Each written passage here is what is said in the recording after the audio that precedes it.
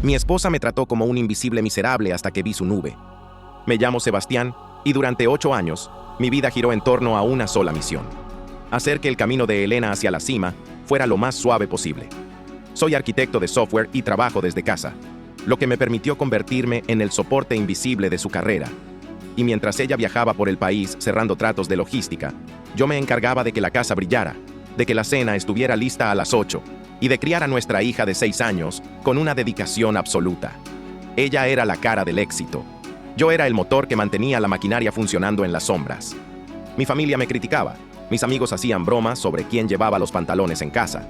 Sebastián, eres un genio de la informática y estás ahí lavando platos mientras ella se toma fotos en hoteles de lujo, me decían. Yo solo sonreía. Para mí, el éxito de Elena era mi éxito, y si ella necesitaba quedarse hasta tarde en la oficina o viajar un fin de semana completo por una auditoría, yo era el primero en prepararle la maleta y decirle que no se preocupara por nada. Confiaba en ella con una fe ciega, casi religiosa. Elena era mi hogar, mi socia y el amor de mi vida. Hace 3 meses, Elena recibió un ascenso como directora regional. Para celebrarlo, le regalé el último modelo de una tablet de alta gama para sus presentaciones. Como soy el que gestiona toda la red de la casa, yo mismo configuré sus cuentas, sincronicé sus archivos y aseguré su privacidad. Lucía estaba radiante. Gracias, amor. No sé qué haría sin tu apoyo técnico, me dijo mientras me daba un beso que, en ese momento, me supo a gloria. No sabía que ese mismo dispositivo sería el que me enviaría directo al infierno. Una noche, mientras ella estaba en un viaje de integración en la costa, recibí una alerta de seguridad en mi servidor central. Había un error de sincronización en la nube familiar. Un archivo demasiado pesado estaba bloqueando el sistema. Entré para depurar el error, pensando que era algún video de nuestra hija, pero lo que encontré me detuvo el corazón. El sistema estaba tratando de subir una carpeta oculta etiquetada como Auditoría 2025. Al abrirla para verificar la integridad de los datos, no encontré hojas de cálculo ni contratos. Encontré cientos de fotos y videos, pero no eran de trabajo, eran de Elena, en la misma habitación de hotel donde se suponía que estaba sola, pero estaba con Diego, su jefe directo. Los videos tenían fecha de todos esos fines de semana de auditorías y viajes de cierre. Vi a mi esposa, la mujer por la que yo había puesto mi carrera en pausa, mirando a la cámara con una complicidad que nunca volvió a tener conmigo, mientras Diego se reía de fondo diciendo: ¿qué estará haciendo el técnico de soporte ahora? ¿Ya habrá terminado de lavar la ropa? Elena se reía, se burlaba de mi dedicación y le contestaba: probablemente esté viendo dibujos animados con la niña. Es tan predecible que duele. Me quedé frente al monitor durante horas, con la luz azul de la pantalla quemándome las pupilas. El dolor físico en el pecho era tan real que tuve que sujetarme de la mesa para no caer. Cada plato que lavé, cada tarea escolar que supervisé solo, cada noche que la esperé despierto, todo fue una broma para ellos. Me sentí como el estúpido más grande del planeta. Pero mientras veía el cursor parpadear sobre esos archivos, mi tristeza empezó a transformarse en algo frío, binario y letal. Ella pensaba que yo era predecible. Ella creía que yo era solo el tipo que arreglaba el Wi-Fi. Lo que Elena olvidó es que en este siglo, el que controla la información, lo controla todo. No borré las fotos. No hice una escena. Simplemente creé un respaldo encriptado en un servidor externo y configuré un script de ejecución automática. Las 48 horas previas al regreso de Elena fueron un ejercicio de tortura mental. Cada vez que cerraba los ojos, veía los píxeles de esa carpeta, Auditoría 2025, quemándose en mi memoria. Ver a la madre de mi hija riéndose de mi previsibilidad con el tipo que firmaba sus bonos me cambió la química del cerebro. Ya no sentía el calor del hogar. Sentía que vivía en una simulación donde yo era el único que sabía que el sistema estaba corrupto. Limpia la casa, Sebastián. Prepara la lasaña que a ella le gusta, Sebastián. Asegúrate de que la niña tenga su uniforme listo. Lo hice todo, pero esta vez con una precisión quirúrgica, casi robótica. Cada plato que lavaba era un segundo más que ganaba para encriptar sus correos corporativos. Cada rincón que aspiraba era una oportunidad para instalar un registrador de teclas en su laptop personal. No estaba limpiando por amor, estaba borrando mis huellas antes de la ejecución del código final. Cuando Elena cruzó la puerta el domingo por la tarde, llegó con esa energía de mujer de negocios triunfante que antes me llenaba de orgullo y que ahora me revolvía el estómago. Traía una bolsa de una tienda de lujo, un detalle, para mí, que seguramente Julián le ayudó a elegir entre beso y beso. Hola, mi amor. No sabes cuánto extrañaba estar en casa. Los viajes de integración son agotadores, puras reuniones de presupuesto y cenas aburridas, me dijo mientras me plantaba un beso en la mejilla que olía a un perfume que yo no le había comprado. La miré a los ojos buscando un rastro de culpa, pero no había nada. Solo esa seguridad aterradora de quien cree que tiene al técnico de soporte comiendo de su mano. Qué bueno que estás de vuelta, Elena. La cena está casi lista. ¿Cómo estuvo Diego? ¿Lograron cerrar los puntos de la auditoría? Le pregunté con una calma que me sorprendió a mí mismo. Ella se tensó un milisegundo, un fallo casi imperceptible en su código de mentiras. Ah, sí. Diego es muy exigente, ya sabes cómo es, pero logramos avanzar mucho. Se fue a la habitación a cambiarse, y en cuanto escuché el agua de la ducha, tomé su teléfono. No necesitaba su contraseña. Yo mismo había configurado el reconocimiento facial meses atrás bajo el pretexto de seguridad familiar. Entré a sus mensajes de una aplicación de mensajería encriptada que ella pensaba que yo no conocía. Ahí estaba la conversación con Diego. «El técnico ya me está sirviendo la cena», escribió ella hace apenas 5 minutos. «Pobrecito, si supiera que el bono que le voy a dar es para que se compre una consola nueva y me deje libre el próximo fin de semana en Miami». Diego respondió con un emoji de risa. «Es el empleado del mes, Elena. Manténlo feliz y distraído». Casi rompo el cristal del teléfono con mis dedos. Pero en lugar de eso, hice algo mucho más sutil. Usando mis privilegios de administrador de la red doméstica, redirigí todo su tráfico de datos. Cada correo que enviara a Diego, cada foto que subiera a la nube, pasaría primero por un servidor espejo que yo controlaba. Ella pensaba que estaba usando una conexión segura de la empresa, pero en realidad estaba navegando en una pecera diseñada por mí. Durante la cena, Elena no dejaba de hablar de su ascenso y de cómo nuestro futuro estaba asegurado. Me hablaba de comprar una casa más grande, de escuelas privadas para la niña, todo mientras su teléfono vibraba en la mesa con notificaciones de Diego que yo veía en tiempo real en mi reloj inteligente bajo la mesa. Ella estaba construyendo un castillo de naipes sobre un procesador que yo estaba a punto de sobrecalentar. «Sebastián, ¿estás bien? Te noto callado», me dijo, acariciando mi mano. La misma mano con la que esa tarde yo había programado un script que liberaría todas sus fotos de la auditoría directamente en el servidor de la junta directiva de su empresa el día de su presentación final. La miré y sonreí, esa sonrisa predecible que tanto le divertía. «Estoy bien, Elena. Solo estaba pensando que el sistema necesita una actualización profunda. Hay muchos archivos basura que están ralentizando todo, y creo que ya es hora de hacer una limpieza definitiva». Ella asintió, sin entender que la basura era ella y que la limpieza no dejaría rastro de su carrera. Esa noche, mientras ella dormía profundamente, terminé de configurar el disparador. El evento de gala de la empresa era en 3 días, y Elena era la oradora principal.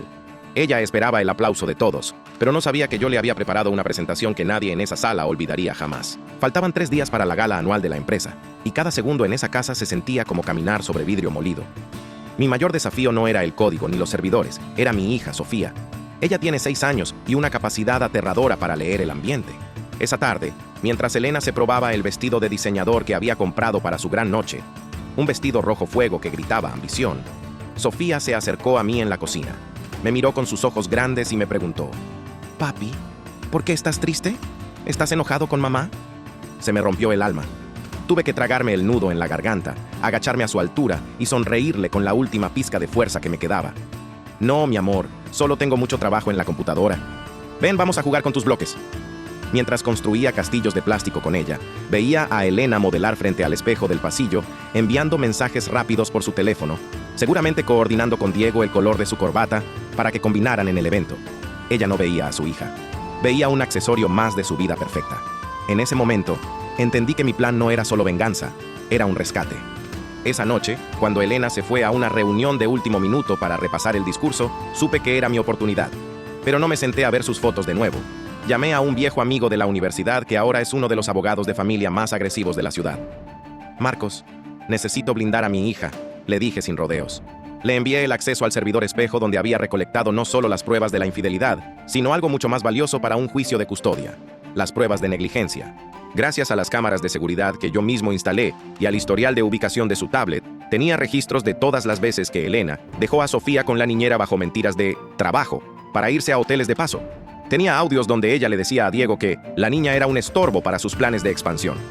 Marcos se quedó en silencio al otro lado de la línea. «Sebastián, esto no es solo un divorcio por adulterio. Esto es una demolición controlada. Si expones esto en la gala, su reputación morirá, pero tienes que estar listo para el contragolpe». «Estoy listo», respondí. «Quiero que redactes la demanda de divorcio y la solicitud de custodia total. Quiero que el documento se entregue en su oficina exactamente 10 minutos después de que termine la gala. No antes, no después». Mientras tanto, en la casa, la hipocresía seguía su curso. Elena regresó a medianoche, oliendo a vino y a cigarrillos ajenos. Se acercó a la cama de Sofía, le dio un beso rápido y luego intentó abrazarme por la espalda. «Ay, Sebas, estoy tan nerviosa por el miércoles. No sé qué haría sin ti para calmarme». Sentí un escalofrío de repulsión. «No te preocupes, Elena. He revisado tu presentación 3 veces. Te aseguro que el final va a ser Impactante. Nadie va a dejar de hablar de ti. Ella sonrió, convencida de que su técnico de confianza le estaba asegurando el éxito, sin saber que yo estaba configurando un criptobloqueo en todas nuestras cuentas conjuntas. El lunes y el martes pasaron como un simulacro de vida normal. Fui al supermercado, preparé las meriendas de Sofía, la llevé al colegio y le di sus besos de buenas noches. Elena, por su parte, vivía en un torbellino de llamadas con Diego.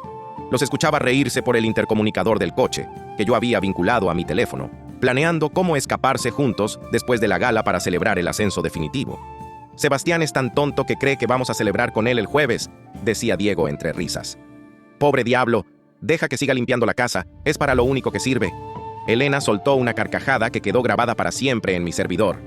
Me dolió, claro que me dolió. Pero cada insulto de ellos era un bit más de información que yo usaba para fortalecer mi cortafuegos legal.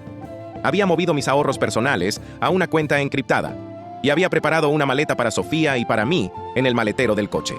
Llegó el miércoles por la mañana, el día de la gala. Elena se despertó radiante sin saber que era la última vez que vería esa casa como su dueña. Yo la ayudé a cargar su laptop y su tablet en el coche, asegurándome de que el archivo ejecutable estuviera en la raíz del sistema, listo para activarse cuando se conectara al proyector del auditorio. «Deséame suerte, amor», me dijo antes de irse. La miré y por primera vez en años le dije la verdad absoluta. «No la necesitas, Elena. Hoy vas a recibir exactamente lo que te has ganado». Eran las 8 de la noche del miércoles. El gran salón del Hotel Intercontinental brillaba con candelabros de cristal y el murmullo de 500 ejecutivos vestidos de gala. Yo estaba en casa, sentado en mi oficina a oscuras, con Sofía durmiendo profundamente en la habitación de al lado. Frente a mí, 3 monitores mostraban el flujo de datos de la red del hotel. Como yo mismo había configurado la VPN de la tablet de Elena, tenía un túnel directo a lo que ella estaba viendo en su pantalla. Elena subió al escenario bajo un reflector blanco. Se veía imponente en su vestido rojo, con esa sonrisa de depredadora que ahora me daba náuseas.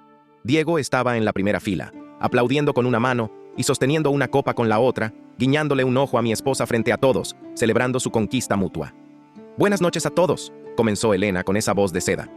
«Hoy no solo celebramos números, celebramos la visión y la lealtad que nos trajeron aquí». Yo tenía el dedo sobre la tecla Enter.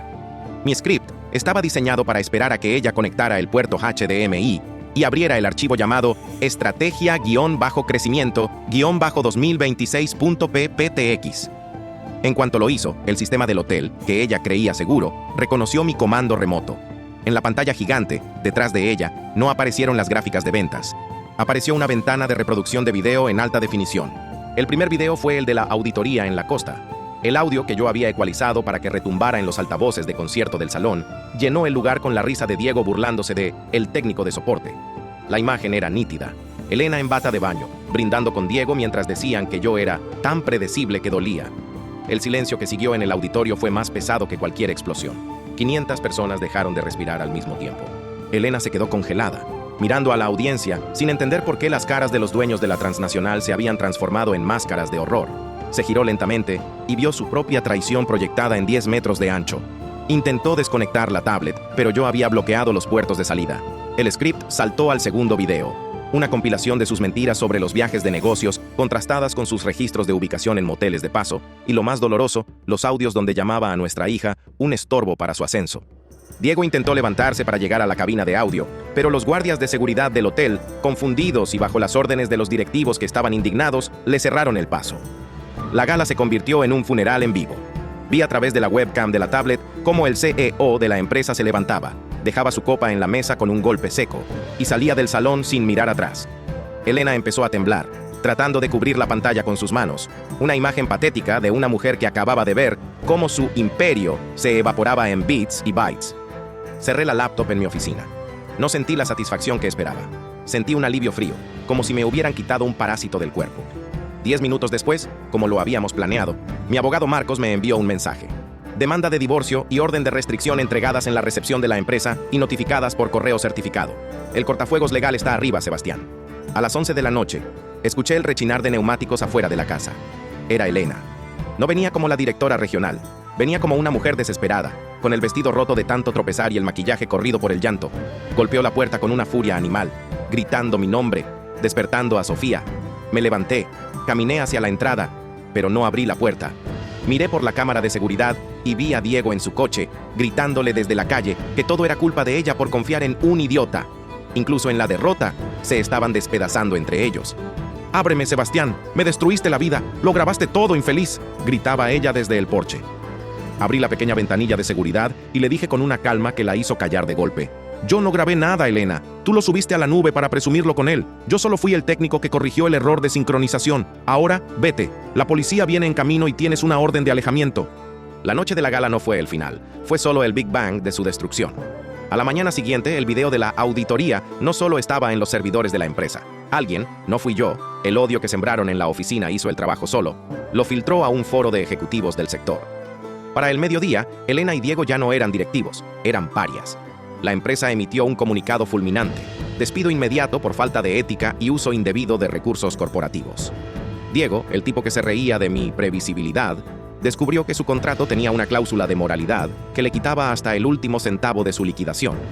Pero el verdadero campo de batalla fue el juzgado de lo familiar. Elena llegó a la primera audiencia de custodia intentando recuperar su máscara. Se presentó con un traje sastre gris, tratando de convencer al juez de que yo era un hacker resentido que había manipulado las imágenes para robarle a su hija. «Señoría», decía ella con una voz temblorosa que ya no engañaba a nadie, «él es un desempleado disfrazado de ingeniero que vive de lo que yo ganaba. No puede darle a Sofía la vida que ella merece». Mi abogado, Marcos, ni siquiera se inmutó. No respondimos a sus ataques personales. Simplemente pusimos sobre el estrado el peritaje forense digital. Demostramos que los archivos no fueron creados por mí, sino sincronizados desde el dispositivo personal de Elena, con metadatos que incluían coordenadas GPS de hoteles de lujo durante sus supuestos viajes de trabajo. Pero el clavo final en su ataúd fue el testimonio de la maestra de Sofía y de la niñera. Ambas declararon cómo Elena olvidaba sistemáticamente los festivales escolares, cómo nunca contestaba el teléfono en emergencias y cómo yo era el único contacto presente en la vida de la niña. Presentamos los audios donde Elena le decía a Diego que Sofía era un lastre para su carrera. El juez, un hombre que había visto miles de casos pero pocos con tal nivel de frialdad materna, cerró su carpeta y miró a Elena. «Señora, el éxito profesional no es una excusa para el abandono emocional. Y la traición no es un delito, pero el perjurio y la negligencia sí lo son. La custodia total fue para mí». A Elena se le concedieron visitas supervisadas 2 veces al mes en un centro comunitario, bajo la vigilancia de una trabajadora social.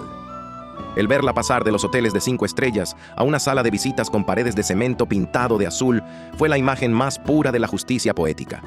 Por su parte, Diego intentó demandarme por daño moral, pero su propia esposa, sí, el tipo tenía una familia que yo ni conocía. Lo abandonó y lo demandó por pensión alimenticia, basándose en las mismas pruebas que se hicieron públicas. El tiburón terminó vendiendo su coche deportivo para pagar abogados, terminando exactamente como él decía que yo terminaría, solo y en la calle.